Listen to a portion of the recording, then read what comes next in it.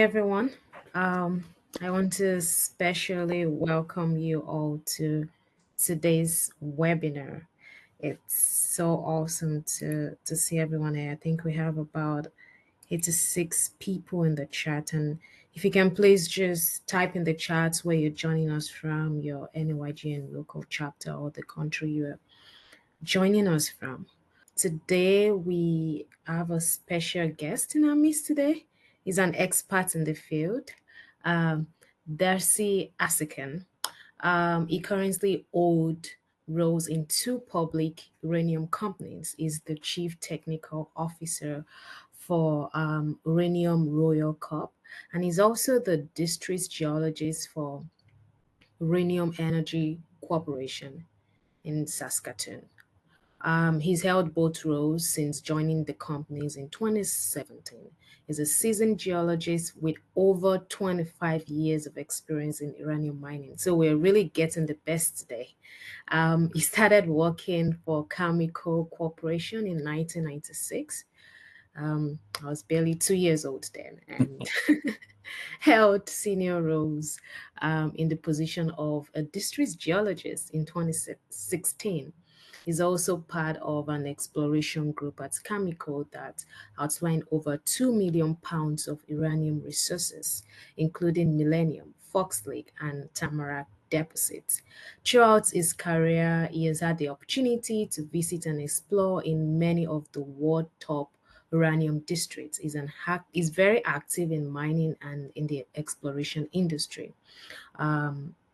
He wears many hats, including roles as the chair of the Environmental and Sustainability Committee for the Saskatchewan Association of Professional Engineers and Geoscientists of Saskatchewan. He's also the executive of the local Canadian Institute of Mining Geological Section. Darcy holds a bachelor's degree in geology from the University of Saskatchewan and a certificate in applied project management from Saskatoon Polytechnic. So I'm going to hand over to Darcy now to start the presentation. And yeah, Darcy, the floor is yours. Thank you. Thank you for the introduction, Monty. I'd like to thank the NAYGN for allowing me to talk today. We're going to cover quite a breadth of topics here on the exploration industry. So I'm going to get started so that we can get through some of this material and hopefully leave some good time for questions at the end. So when I talk about exploration and mining and uranium, I'm talking about the very start of the cycle of our nuclear cycle and what the challenges and opportunities are as we move into it. As for many of these talks, I'm just going to do a bit of a disclaimer that this presentation is my work. It's not necessarily the thoughts of my company or associations that I work for or represent, and that there are some forward-looking statements and uncertainties in the presentation. Secondly, I'd like to say that much of this work is drawn from the excellent work of two Australian geologists, Richard Shoddy at Minex Consulting and Pietro Gouge at the Center of Exploration Targeting in Australia. Check out Richard's website, minexconsulting.com. It's got a lot of amazing material on it. He's an excellent speaker. And so I'm going to be drawing heavily on those two gentlemen's work on exploration, success rates, and targeting. So when I try to summarize what we do in uranium geology and exploration, I have built this slide a few years ago as what people thought we did. I think most people think us geologists do nothing but lick rocks. Or theoretically, a lot of our departments just feel like we just dig in a sandbox all day, digging holes. And there's an element of truth to that. I think that I'm a superhero cleverly disguised as a geologist to find the uranium that we need to use in our nuclear reactors in the future. Our safety, health, and environmental quality departments, I think, believe we jump trucks and fight bears all day long, according to their safety regulations, but I'll leave that to them to decide. So essentially what we do as exploration teams is we take a prospective terrain and we attempt to find anomalies within that. So our job is to explore smaller and smaller areas so that we can be lucky enough to find an economic deposit. To get the idea of the challenge of this, some of our Athabasca deposits can pack a lot of value into a small area. So we may see the Athabasca Basin on the left, which could be 120,000 square kilometers of space to explore. And what we're looking for can be very small. We can have something that's only 90 meters long and about 50 meters wide. So it's about 4 kilometers squared. And within that area, about the size of a CFL football field, we can pack hundreds of millions, if not even $1 billion of value into that area. So the target that we're looking for can be extremely lucrative, but it can also be extremely small. So how do we explore? And I'm not going to get into a lot of detail on exploration methodology today because I think the focus I want to do is more on the business impacts and challenges for exploration. But essentially, exploration is about either finding an anomalous concentration of an element or the anomalies that are associated with them.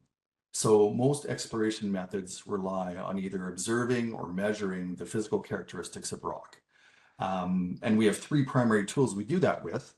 We use observational geology, we use measured geophysics, and we often use pathfinder geochemistry. And I'll very quickly cover those three methods. So when I say observational geology, it's basically looking at, picking up, hammering, and licking rocks to determine their history. Maybe less licking with our uranium rocks, but it is still part of the toolkit. In the best cases, this means getting our eyes on rock outcrops, which gives us a generally two-dimensional view of the surface of our planet. Our second main method is through drilling, which involves drilling a relatively small hole into the earth and either pulling out a cylinder of rock or measuring the values of the rock characteristics in situ down the hole. And this essentially provides us a third dimension to our geology. And honestly, observational geology hasn't changed a lot in the last 100 years. I think you could take somebody from 100 years ago and drop them onto a project today, and their ability to understand outcrops or drill core would be pretty consistent. And the key to our observational geology is taking what we see at our existing deposits and mines and trying to associate that back to what we see in the rock characteristics associated with them, and whether those characteristics actually occur in the areas we test. So in the photo above, what we can see is a picture on the right taken in an uranium mine, an underground uranium mine in Saskatchewan, that shows a mineralized exposure in the mine.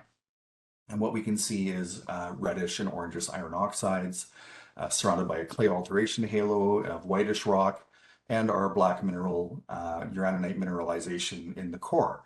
And we can see those same characteristics in the drill core that we actually drill on our exploration holes. So if we're successful, we can directly correlate some of those characteristics that we see in our underground mines. For geophysical surveying, what we're trying to do is we're trying to measure the remote geology of the Earth. So we're trying to measure those characteristics indirectly. Rocks have variable densities, magnetic characteristics, electrical conductivities, and even radioactivities that we can measure through geophysical methods. In the photo on the left, you can see that we can't often see directly the rock outcrops, especially in our Athabasca Basin. We have lake cover, we have glacial cover, and we can't use our observational geology tools to detect that. But if we carry out a geophysical survey, suddenly what we can see is the magnetic characteristics of the rock underneath that allows us to see under that cover and actually interpret some geology based on that. And then for the example on the right, what we can see here is a 2D slice through the earth provided by a conductivity survey. And that red box essentially shows the effect of hydrothermal alteration in the sandstone related to the Millennium deposit. And so we use these surveys to try to expand the anomaly that we're looking for so it's easier to uncover. So we're looking for those characteristics that allow us to actually increase our chances of finding a deposit. Geochemical surveying, on the other hand, takes a lot of different forms. You can directly measure things such as radon with instruments that we place on the ground, or you can model geochemical alteration halos that are associated with the deposits, either from surface or in drill holes. And again, the idea here is we're trying to expand the footprint we're exploring for to allow us to find a halo related to a potential mine.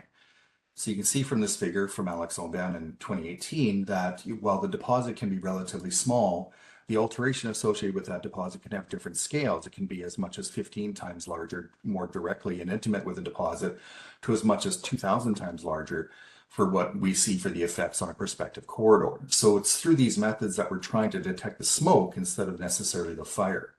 And I think for anybody in Western Canada, this idea of smoke and fire is something pretty intimate to us. So let's move on a little bit as to the challenge of our job in terms of the business of exploration. And I think the largest thing with what we do as exploration geologists is how much of a chance we actually have of finding a deposit or a new mine, and whether that deposit is a world-class deposit. And as we can see from some of the work from Bartrup and Gooch in 2009, our chances are pretty low. And so what this graph basically shows us is that our chances to find even just a deposit of some size can be as low as 1.2%. And to find a deposit of a significant size, like a world-class deposit, like perhaps McArthur River, those chances can be low as 0.07% chance. So essentially what this means is that for every anomaly that we test, perhaps every drill hole or every location that we test, we've got a very low prospect of success. So we get used to failing a lot in exploration as we do our work. Of course, how much money you spend on that program gives you a higher chance of that discovery, but our chances again remain quite low. So as a result, what this suggests then from some additional work is that on average, we need to test at least 200 to 100 or 20 to 100 skillfully selected targets in what we term brownfields exploration, which would be near mines, near existing mines, or near prospective areas. And we could have to test between 200 or greater than 3,000 targets in what we call a greenfields or very remote exploration to make a discovery that eventually becomes a profitable mine.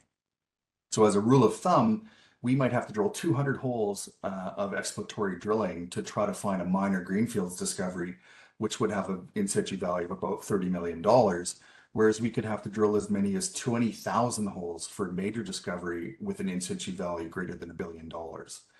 So basically, it takes a lot of exploration testing in order to find these deposits and bring them in. And now if you think about for every single one of those drill holes can range in cost from $5,000 for some ISR areas to as much as $100,000 for the deeper portions of some of our basins. So when we talk about exploration expenditures, one of the things with exploration expenditures is that it's very closely tied to the uranium price. So we can see in this graph from Shoddy that basically exploration spending is directly tied to exploration price. So what's interesting about this is that it creates some issues because there's a lag from discovery to production. So we know that there is a lag in what we find and what we discover to when it actually produces. And if you're spending at the highs, then that implies then that you're going to try to produce in the lows. And that makes it quite inefficient if you're having this really spiky production or spending on exploration. Because it's not that efficient. You're not doing multi-year contracts, you're perhaps not doing multi-year programs. And so it results in some inefficiency in our exploration ability. What we've seen, and this is for all commodities, is that budgets and spending on exploration are getting separated from what the actual commodity prices are. So what we're seeing is that there is less spending happening these days than perhaps there should be, and that price is getting detached from the commodity price to a degree. So basically, companies, while they might be making more profit because the price is higher, they aren't necessarily pushing that value back into exploration. As we've seen, exploration is expensive, and we've seen increases in contractor material costs, permitting costs. And essentially what that does is it creates a higher cost of exploration for doing the work. And of course, as we discover and exploit deposits, that exploration challenge becomes more challenging because we're getting less deposits that are able to be discovered. So this creates a real challenge for companies in trying to actually fund exploration. So when we ask the question about, well, who's discovering these projects? One interesting thing that has been done by Shoddy is looking at the number of deposits found by senior companies versus those found by junior companies. And again, when we say senior companies, we're thinking like the large multinationals, the really big names, the blue chip stocks that are basically mining giants that are working in these areas. And as we can see from these discoveries, and this is for all commodities, that most mineral discoveries in Canada have been, in the early days, the first couple of decades, was found by the more senior companies, but that in recent years, about 84% of the known discoveries are made by junior companies. So again, in the early days, corporate exploration departments were large and well organized. Mines were quite lucrative in when they were discovered, and corporations overall were more interested in building more of a university or campus-like environment of learning. Now today, senior companies are still discovering, but there's been more of a focus on near mine exploration. Why? Because it's less risky and it requires less of that spending. So many of the majors, of course, have also tied up significant parts of potential districts. So they're focused on exploring in their own backyards, less so about doing exploration in more remote areas. So the interesting flip side of this is that junior explorers, who are often willing to take more risks, have actually been discovering the majority of new deposits. For the senior companies, it's often marginally less expensive for them just to buy a junior than to spend the cash to explore. So it's a matter of some risk avoidance for some of the senior companies. For example, we've had many juniors recently, such as NextGen, Hathor, Fission, ISO Energy, 92 Energy, that have had discoveries made by junior companies rather than seniors. Now that said, as we heard in my introductory in my bio, The large companies are still doing perfectly fine in uranium. In my days with Cameco, we found many excellent deposits. But again, it's just something where overall we're seeing more exploration discoveries by juniors. What's interesting about some of this is that as these larger companies are spending more money on their near mine or near district areas, is that we're seeing less spending on these grassroots early stage exploration projects. So the problem with this is that it creates companies moving away from that riskier grassroots exploration. And so our early stage pipeline starts to get choked a little bit or starved a little bit of projects because we're not spending as much money in those early stage grassroots areas. Now, perhaps some of that is related to just grassroots areas just becoming more mature. But I think somewhat similar to a sports team, we're kind of depending on free agents and not really drafting rookies here in the sense that we're spending the money where there's lower risk and where we have more confidence in discovery, but we're not really developing some of those grassroots exploration plays that might be more significant. And a good example of this is the Thelon Basin in Nunavut, which has only recently had significant activity. And again, it's had a few stages of activity, but it's still in a very early stage in its exploration history. So it's a natural thing for companies to look to avoid risk. But the issue is that brownfields discoveries, while less risky to discover, typically result in only incremental gains. So you're typically going to find you're going to have higher success rates in finding ore bodies, but they're generally going to be smaller or small to medium in size. So your risk is lower, but your reward is lower, and your costs are lower. Whereas if you look at greenfields exploration, your area is generally not well explored. You have less information, you have less data, so your risks are higher, but your reward can be very high. But your costs are also significantly higher because you don't have the same infrastructure and support than you would in your brownfields or near mine environments. So it basically results in some change in how we look at risk and reward in exploration and where we're going to put our dollars. So an interesting part of this is considering exploration. We talked about the exploration success rates. So if we look at those success rates, they should hold up theoretically in uranium. And what we can see from some of Shadi's work here is that we can see that effect in the deposits we've discovered in the last, well, since the 40s, essentially. This is back from 2018, but what we've seen is that we are having less success in finding deposits and we're seeing less giant deposits. And I think Shadi terms a giant deposit to be something that's more like $1 billion of in situ value. The other thing we've seen is that we're seeing smaller successes. So while we are still finding deposits, they are often smaller. So other than perhaps Husab and Arrow, we haven't found a significant world-class discovery since MacArthur River. Now, we've seen some recent successes with things like Hurricane or PLS or other deposits, but they tend to be smaller.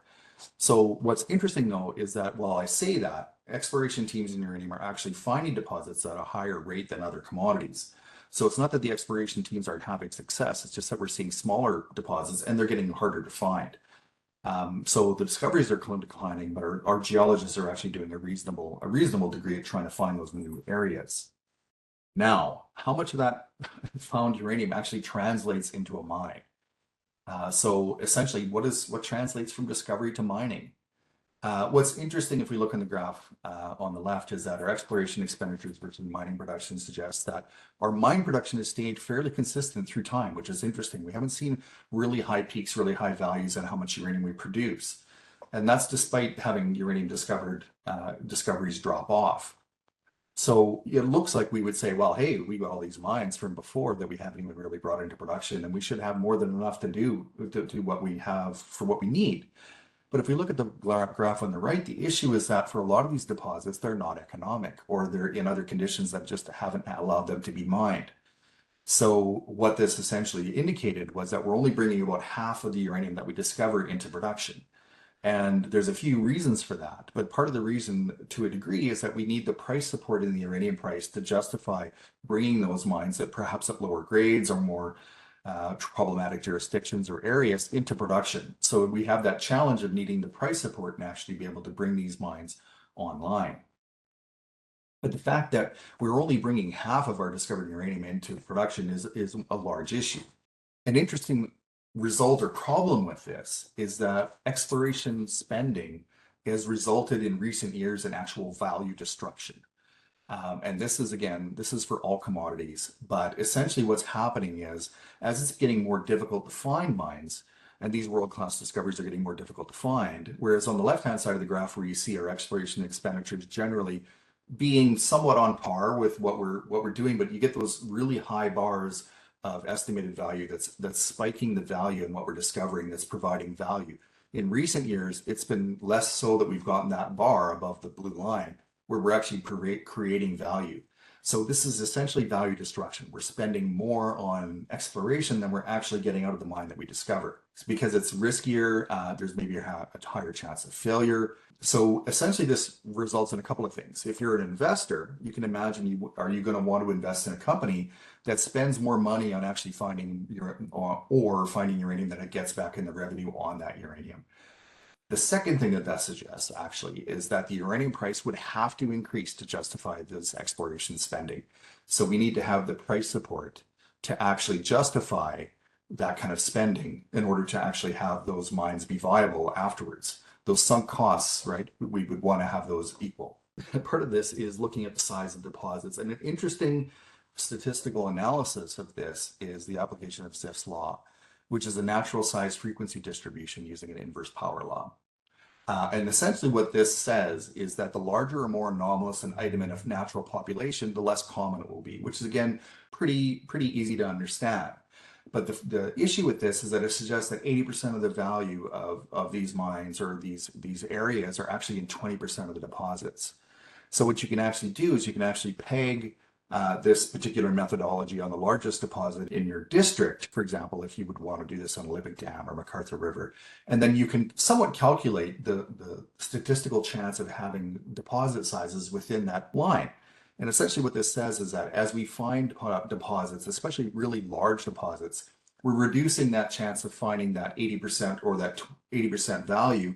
And we're going to see a natural progression to smaller deposits which have less value, but it's going to be more common. So we will generally go from finding super deposits to finding smaller deposits, but more of them as we actually work that district into some maturity. And I think we've seen that in most of the districts, and the Athabasca is a good example, where we've seen smaller deposits being discovered and less of the super deposits, although I will say Arrow has kind of put that on its ear with its discovery back in 2014, which is, again, quite a large deposit.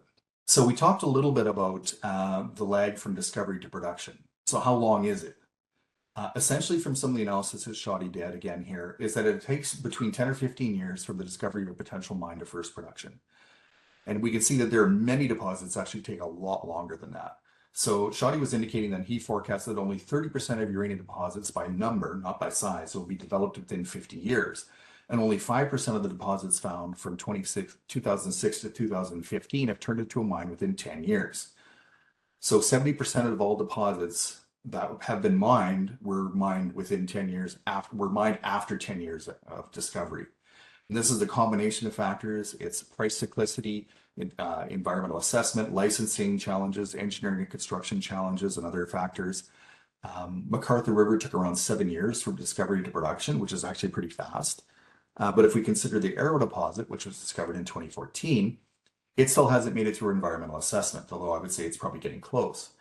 So also today, construction is getting more expensive and licensing timelines have probably increased. On the other hand, I would say companies are getting better equipped at doing environmental work, doing licensing, understanding how it has to be completed. We do better with mining sustainability. We do better in stakeholder engagement. So I think the companies are getting better at doing that. And one of the other benefits we've got these days, which I think we may not have had before, is we've seen climate change advocacy help us politically try to get some fast tracking of these projects as we have the challenge of meeting climate change through nuclear energy.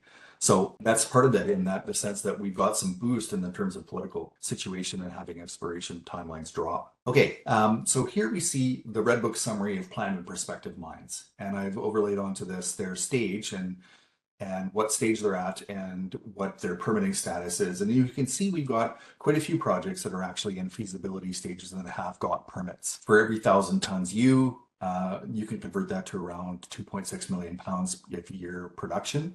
And there's a couple of things to note from this. One of the things is you can see that for these projects, most of them are not larger than 2.5 to 5 million pounds per year production. Other than Arrow and Immeraren, you can see that there's few projects that are producing more than 5 million pounds a year. And there's quite a few that are producing less than 2 million pounds a year. So if you think about that, you've got these projects that are producing 2 million pounds a year. Well, we would need 9 of those projects to actually replace the 18 million pounds of production from McArthur River alone. And if we layer onto that Cigar Lake at 18 million pounds, you can see that while we have a lot of projects in the queue, they are smaller production centers that are going to take more of them to actually meet the existing production coming out of McArthur River. What's interesting here is that I actually overlaid the year of discovery onto these projects because we were talking about that lag from discovery to production. And you can see that it pretty much holds true. Now, I will put the caveat that some of these, the years they were discovered, was very different from the years they were really fully explored. So while some of the projects in the United States were discovered in the late 50s, I'd say probably more like the 70s before they were significantly worked. So other than some deposits in Canada and perhaps in Africa, we're seeing very few projects that have actually been discovered in the 2000s. A lot of these are actually older. And so sometimes it's a shock to see how long ago some of these deposits were found, even though we consider them quite new discoveries. Dasa being 2010. So, I mean, it's even Dasa is 14 years from discovery, where some of the other ones like Imararan, Mulga Rock can be, even though they're relatively recent deposits that we've heard talked about, they're actually quite old and they've discovered quite a few years ago. Okay, so getting back to what our challenge is in exploration, because we've talked about a lot of different aspects of what the difficulty is with doing exploration in current times. And essentially, this graph, which I think many of us are familiar with in the global supply demand gap, is our job in exploration is simply to fill the gap. And if we layer on top of this, we know now that that gap can take a delay of 10 to 15 years. So if we go back to that slide, we would say, well, what we're discovering today, we won't see actually come into production until 2035 or 2030. So I think if we're finding something in 2024, that's not going to help us until 2034. So I think that challenge for us is that, when we look at exploration, is that the work we're doing now today is going to be filling that much larger gap in 2035 than we have today. And I think that's the challenge today, is to get that exploration rate up so we can actually try to fill in that gap. Now, Shoddy in 2018 did some analysis of this, and he determined that because of the issue of only having 50% of our metal actually being developed, we would need to find around 400 million pounds per year of U3O8 in new deposits, which is a pretty crazy idea when you think about it. And if we look at a unit discovery cost, and this is back in 2018, Richard thought it was around $3 a pound.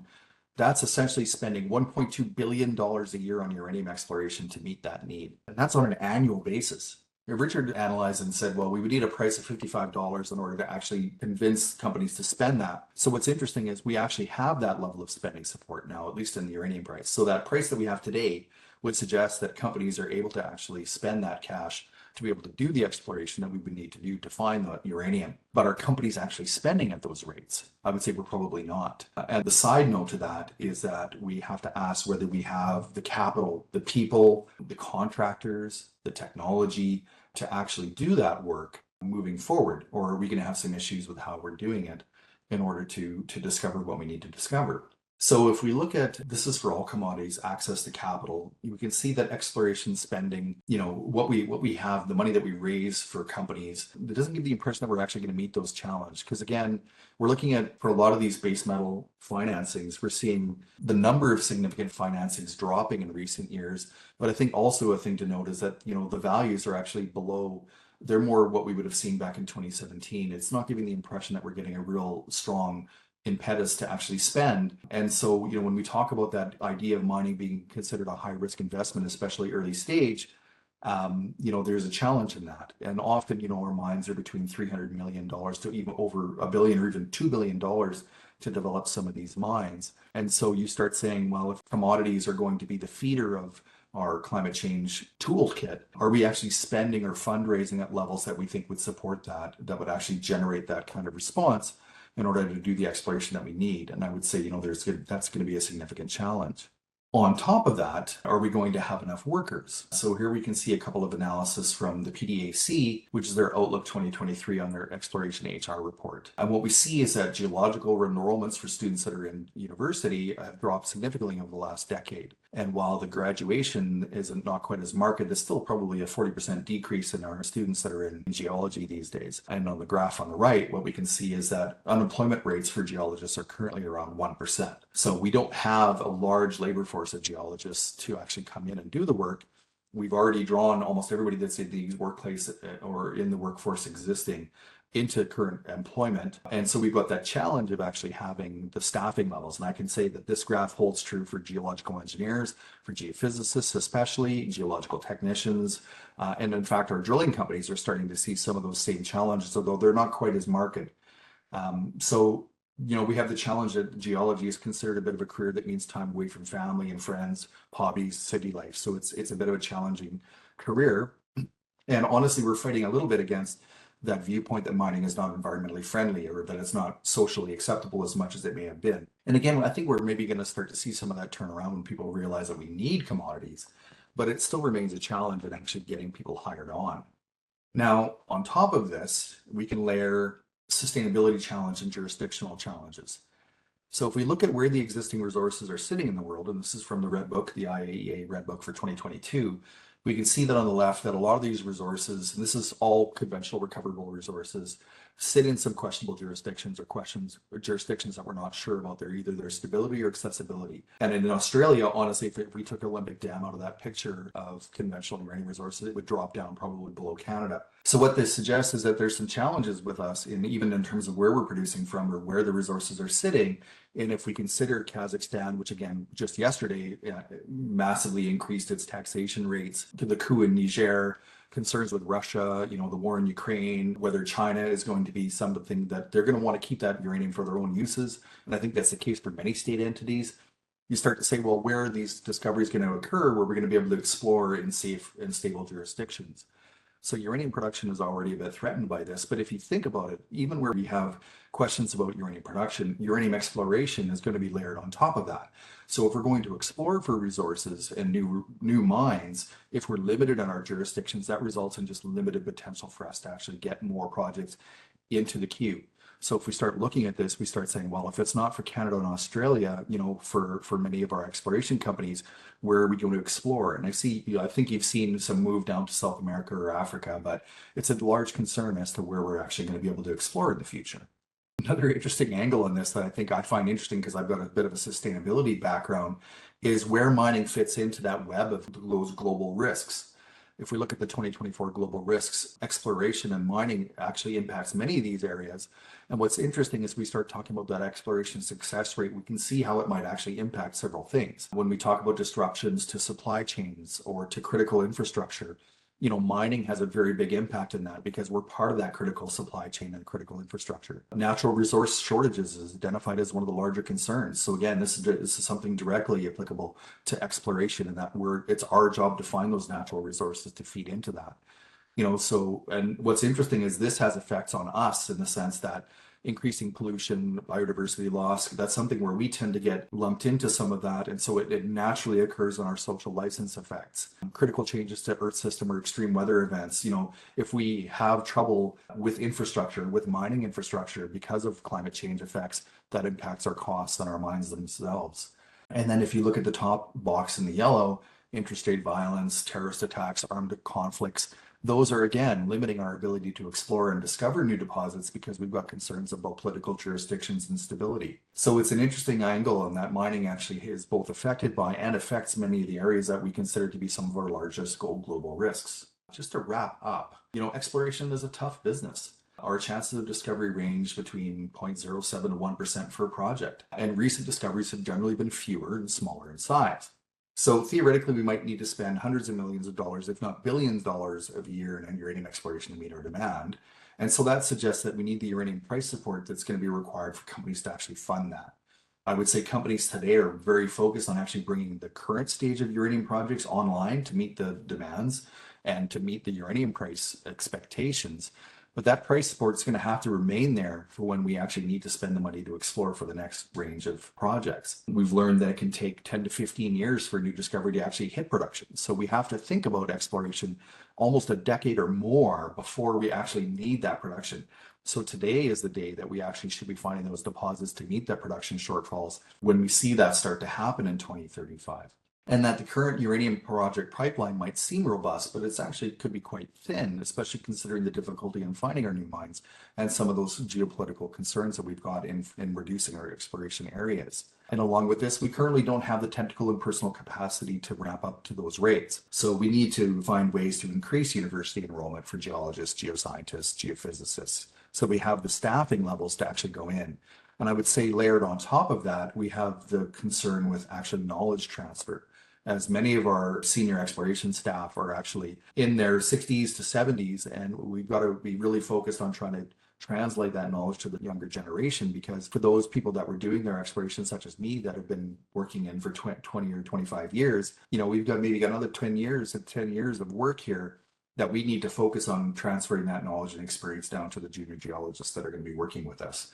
So I would say that's, again, a significant challenge with the uranium industry, is that knowledge transfer to the younger generation. So all in all, I think it equates to a massive challenge ahead for the front end of the uranium business. And I think, along with that, there's that expectation that we need to do this exploration in a way that meets the expectations for safety, environment, global security of supply. We have to work safe. We have to work with no environmental impact or very little environmental impact in any way. And we have to be innovative. So you're going to hear a lot about exploration innovation in various conferences and locations, and I think that's going to be key.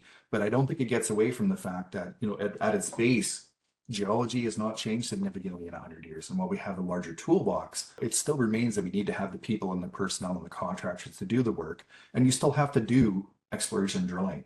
And it's not going to be easier or less expensive. It's going to get more expensive and probably more difficult with time. And companies are going to need the support both financially and market-wise to actually be able to do that exploration, which is going to be a pretty tough thing to do.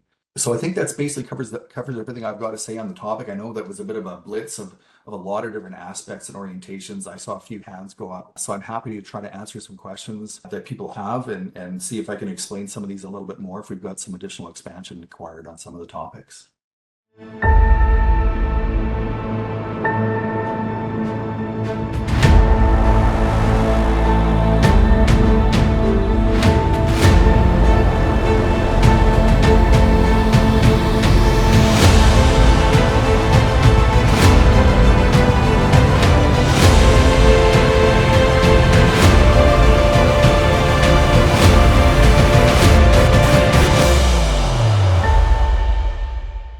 Darcy, thank you very much for that presentation. I'm going to help facilitate some of the questions in the chat.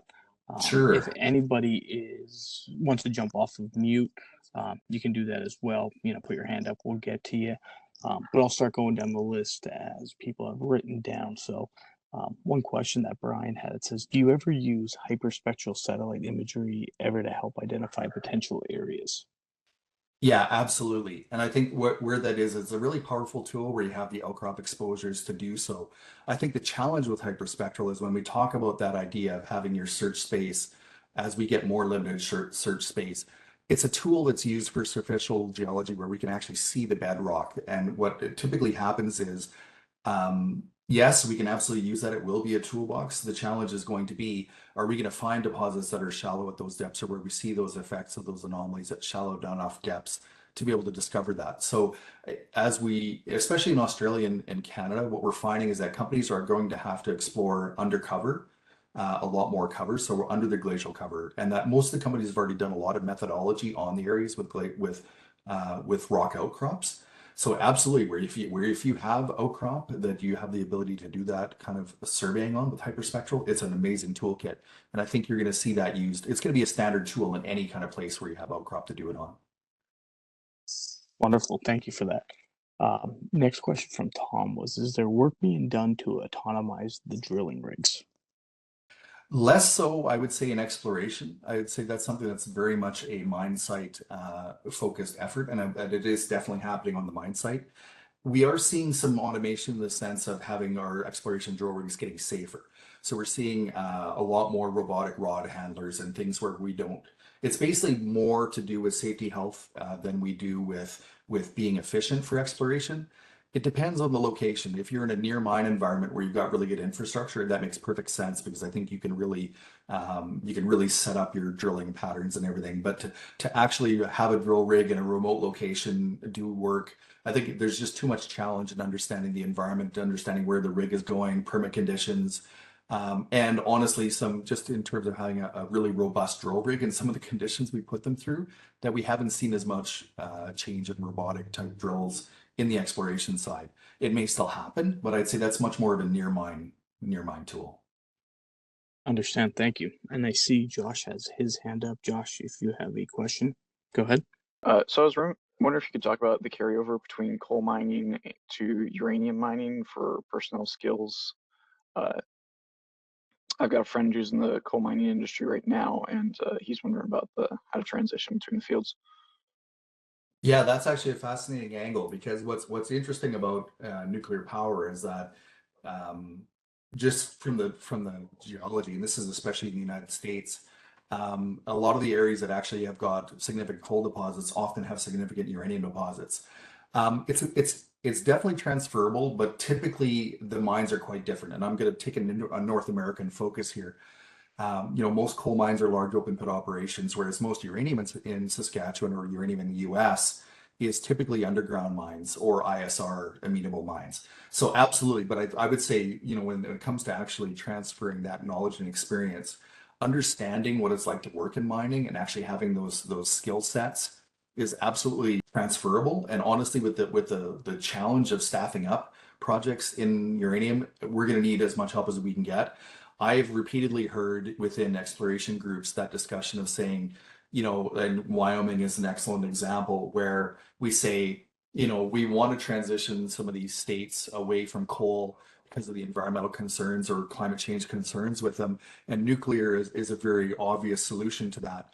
So I think that discussion on saying, what, we need to take some of the personnel or related for coal work and transfer them to uranium is absolutely the case. Because again, at the state level, they want to keep employment up. So at a direct skill set, if you're a geologist, I think there's maybe some questions there, but all of the other trades and capabilities absolutely would be transferable. Yeah, and so I'd say a lot of companies are discussing it these days.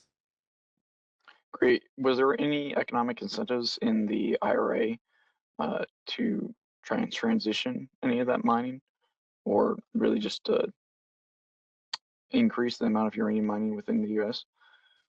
Well, the increase in uranium mining in the U.S., it's interesting because I think it depends politically. There's a lot of focus on trying to get the nuclear industry in the U.S. bootstrapped up. So I think we've seen a lot of that. Now, the uranium mining angle, I think the challenge with that is we're really small. Like in terms of spending or size of spending, and in terms of employment, we tend to have pretty small operations.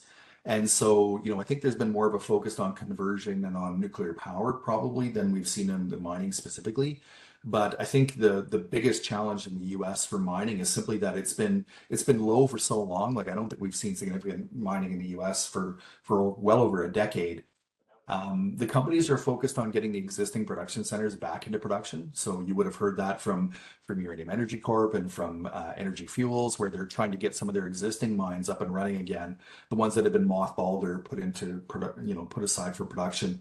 That next step, I think a lot of the companies in the US and so the Uranium Producers of America and most of our staff are very focused on trying to get some of that funding down into the uranium mining angle because again, it doesn't matter if you have conversion or if you have, the power, if you don't have the source fuel and with jurisdictional concerns with where that uranium is coming from, I'd say it's been a very high focus effort for us in the uranium industry, especially for mining. Excellent. Thank you. Great questions, Josh Thirsty. Thank you for entertaining them. We're getting a bunch coming in here through the chat, so hopefully we get to all of them here in the next 13 minutes. But next question, are there any potential Canadian mines that are particularly promising? Oh, I would say, like a lot of the mines in Saskatchewan. So, I mean, when we talk about PLS or NextGen, both of those potential operations are excellent. NextGen's Arrow in particular, I really like. I think it's unique, it's large, it's got a high production potential. I would say what's interesting about new uranium mines, especially in North America, is that there's a real challenge for the junior companies that often own these projects to bring those into production. So while a lot of them are owned by smaller companies, there's a focus for investors and for the industry to say, well, you got to bring this project online. That's going to take some effort and it's going to take some focus. We haven't seen, the major companies necessarily stepping in and doing buying them out or taking over the business. Most of what I've heard is that these companies are saying, we're going to try to go it alone and we're going to produce ourselves. But there's a challenge with that in understanding, having the experience and the ability and the capital to be able to go in and produce out of those mines. I would say from an exploration side, there's actually a lot of excitement in exploration. I would say, we've seen interesting results from project teams such as the Energy team with their Hurricane. Cameco was just disclosing some additional uranium on the other side of the boundary on their Dawn Lake project. So I think from an exploration standpoint, there's going to be a lot of interesting results in the next little while. There's extra exploration going on in the Theon Basin. So I think there's a lot of interest, but I think for the mining side, the challenge will be the existing production centers are starting to come online, but that next generation of mines, DASA and Arrow and Tiris and a few others that we've maybe heard of.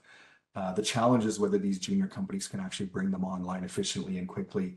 And that I think is going to be a real challenge for them. And it's going to be expected by the industry or by the market. Got it. Thank you. Next one was from Andy. He has on here, what's an example of an anomaly on a map that would suggest more investigation should be done at a greenfield site? Yeah, that's an excellent question. It can really range. I think the largest thing is most of these deposits are formed. Like again, I'll split it up here. In Canada, most of the deposits are formed by hydrothermal processes. So we're talking about hot fluids. You think like Yellowstone, right? Hot springs. And so a lot of the projects have got what's related to them is clay alteration or development of clay halos.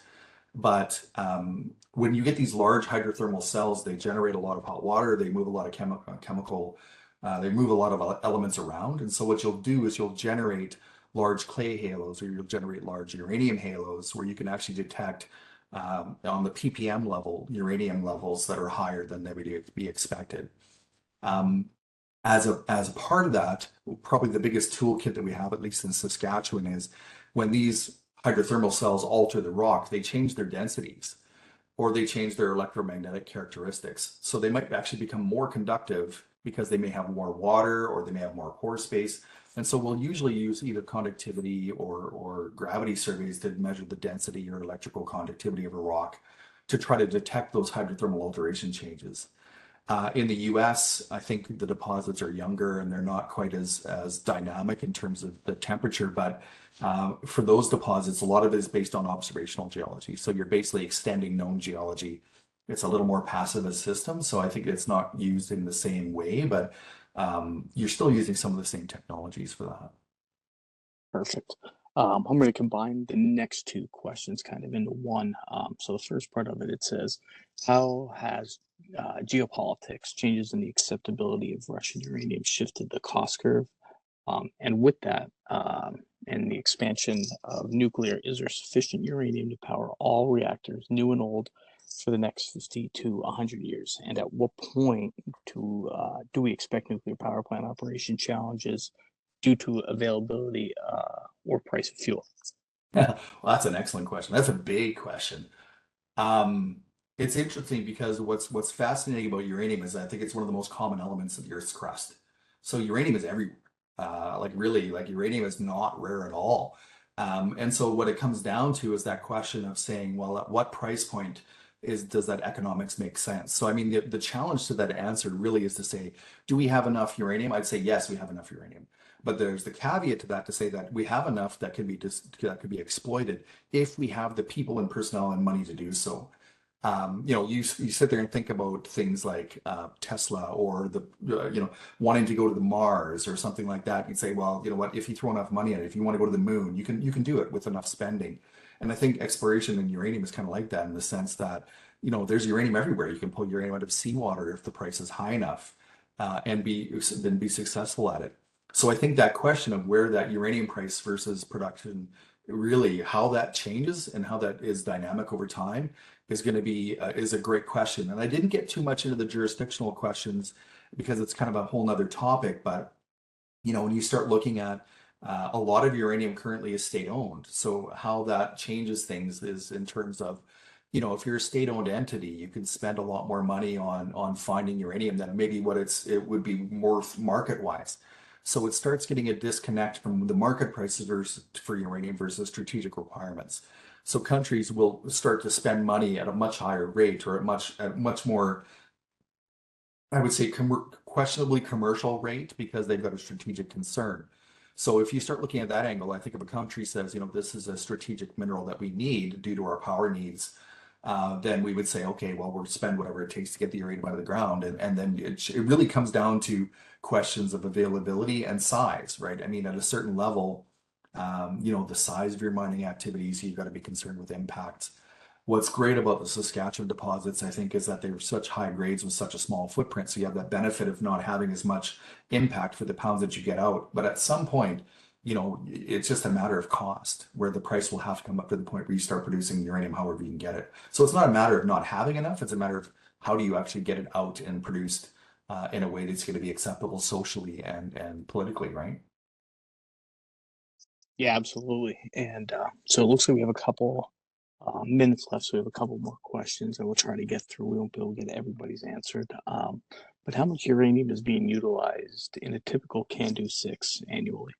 Oh, goodness. That's probably a question for some of the other people on the call. I wouldn't know that offhand.